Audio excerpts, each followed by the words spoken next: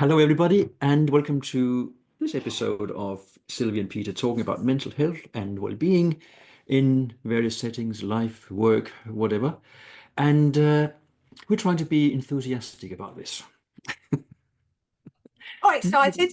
Not that we don't like it, not that we're not excited about it, not that it doesn't give us joy, and we hope that you will like these conversations. And this is, in essence, what this is about. It's about enthusiasm, Hmm. because a lot of emotions have been studied quite extensively, but enthusiasm doesn't seem to have got much attention. So we want to look at what is the difference between enthusiasm and excitement and joy and hope. So we think we haven't confused ourselves too much because there's a lot of overlap. So we'll do our level best to not confuse you guys too much. So if we start somewhere and say, well, enthusiasm. Hmm. Does anybody actually know what enthusiasm really means? Hmm. Go on now, because what I was going You- to say is because when we first saw this article, excitement and enthusiasm, what's the difference? I don't know about you, Peter, but it actually got me thinking as yeah, me too. as what is the difference between enthusiasm and excitement? So So if you start with those two, then there's a time difference mm, to begin with. So enthusiasm is something that you look forward to keep doing. mhm, It's long term, whereas excitement is temporary, it's fleeting. So, for example, if you are engaged in some activity in your spare time, for example, and you look forward to doing it next week and next week and next week, then you're enthusiastic about it. mhm, mhm, If you go and watch your football team on a Saturday and you get excited about that, then it lasts the football matches time and maybe a little bit before, maybe a little bit after. But it's a very intense thing, excitement. Whereas enthusiasm can also be intense, but it's proactive. You do something to keep it going. You anticipate that it will keep being exciting and enthusiastic. And then if we take the other word I mentioned before, joy, well, mhm. that is a response to something good that has happened. And hope is, again, it's anticipating something that you would like to happen. For example, I hope I'll get this job. Mhm. But that's not enthusiasm. Mm. And if we talk about work, I think you and I bashed an idea around that. Can we make work cultures enthusiastic? Mm. Mm. Because I wondered whether if we've spoken before, haven't we, about understanding the true meaning of words. Like we did one, didn't we? Loneliness, solitude, isolation, and alone. Like here, if we understand the difference between enthusiasm and excitement, or whether we truly understand the difference or not, if we could have, or if there was, enthusiasm and excitement in workplaces, wow, what a difference I believe that could Hmm. make. The workplaces there's a lot of talk, as we've always talked about, Peter, isn't there, about workplaces creating a culture of this and a culture of that, mental health and well-being, people speaking up, being proactive and performance and all those type of things. I've never heard of making workplaces a place, for enthusiasm and for excitement. And if we could, wow, I think that could be a difference. You could have the enthusiasm, that sort of proactive engagement in activities, perhaps pursuing a career or pursuing your passion for, I don't know, comms or passion for event management. But, if we could capture that, encapsulate that in a working environment, and then the excitement about getting that promotion, excitement towards getting that job or getting that promotion or getting that transfer, or the excitement in terms of closing that trade or making that deal happen, or whatever it is, the culmination of a project or whatever. what difference could that make in a working environment? And that's what got me thinking about the difference between enthusiasm and excitement. Was I ever enthusiastic about going to work? Probably not, because it was, in my head, just a job. Did I get excited? I know I got a huge buzz when we closed some particularly challenging transactions, and it gives you, oh yeah, it's great. But if we could capture that in working environments, what a difference would that make? That would be huge. Hmm. And I think we need to start somewhere else. We can't just introduce excitement and enthusiasm into the workplace. Oh no, no. Say We, that. we have to bring it in with ourselves and our own attitude. Hmm. And if we have been taught or made to believe, whichever way you want to look at it, that work is some kind of punishment, something that we don't want to do, but that we have to do, then it's pretty hard to be enthusiastic about it. Hmm. So if our default position is that work is an infringement of my life, then how can you be enthusiastic about going to work? How can you be excited about it?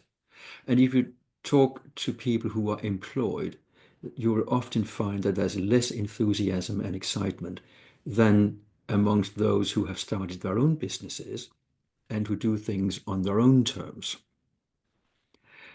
So, am I enthusiastic about the work I do now? Yes, I am. I like the challenge. I don't mind Mondays, you see. Hmm. I don't mind Tuesdays either. The whole week is great. I work with clients. It's what I get up for in the morning, and I do it again and again because I see results and I like the challenge. Hmm.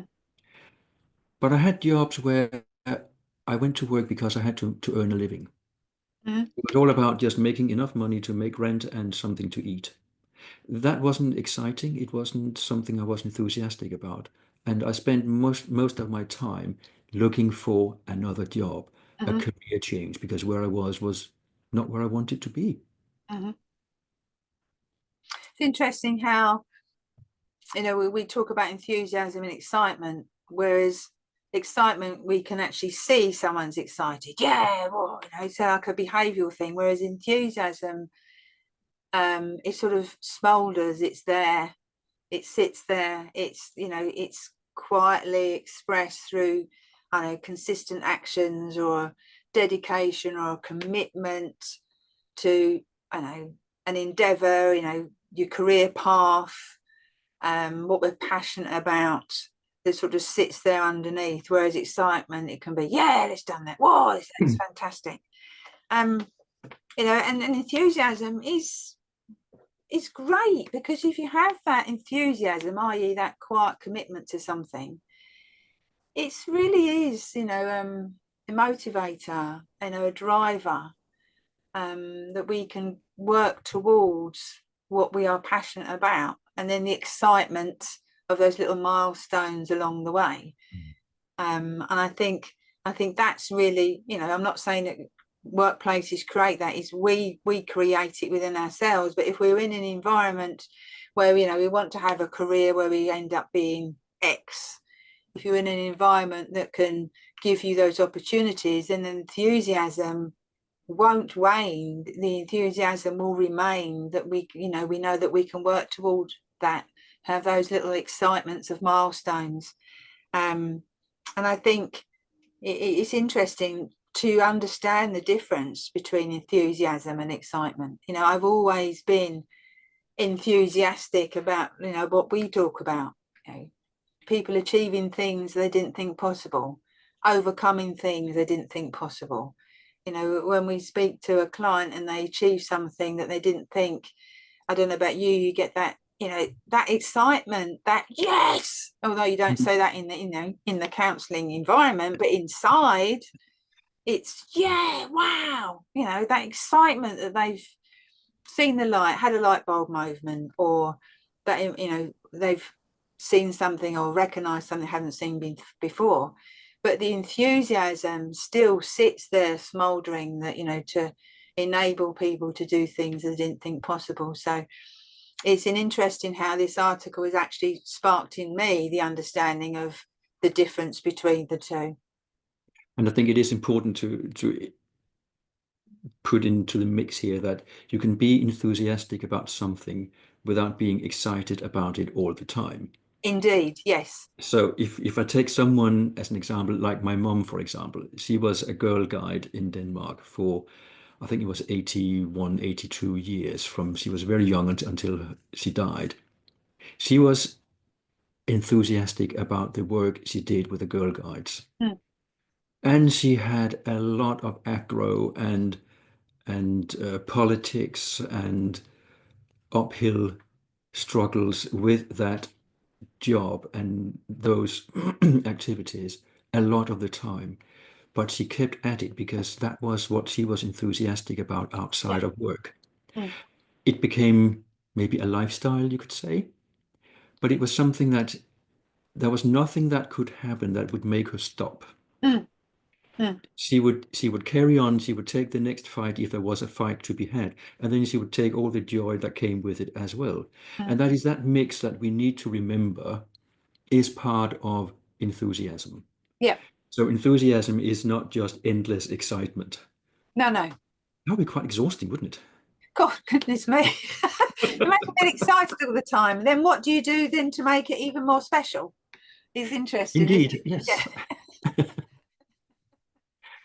Yeah. So enthusiasm is a wonderful thing because it covers so many other emotions that Mm, I know the world likes to split emotions into positive and negative emotions. And I keep saying, well, is this emotion your friend or your enemy at this yeah. point in time? Mhm, But if we stick with the standard positive emotions, then enthusiasm also covers, joy and excitement. mhm, So think of it as like a Venn diagram. You can mm, almost see the circles overlapping each other.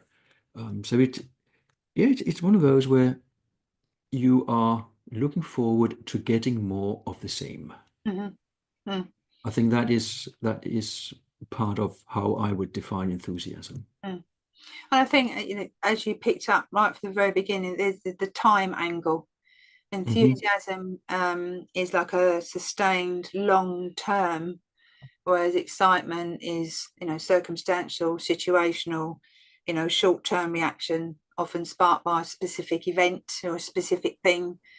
One might, using the football analogy, you won't be enthusiastic about your team, but then excitement when they score that goal or get that promotion. So I think if you think about it in those simple terms, um, but as we're talking here, that might be for another time, is you talk about positive and negative sometimes. Can that enthusiasm, that endurance for something that we hold so dear, does or could that lead to something that people often talk about is passion burnout? Do we actually we are so enthusiastic about something to our point, does that also become tiring? I don't know. That's perhaps something I for another time. I think that's something for another Mm, time because that's quite something to think about. mm, mm. Does burnout happen when there's no more fuel to keep Yeah, enthusiasm going? Let's keep that for yeah. another topic and Mm. say thank you very much for staying with us this far, and we shall see you in another video. And Take care. excited for the day. Absolutely. Take care. Bye for now. Cheerio. Bye bye.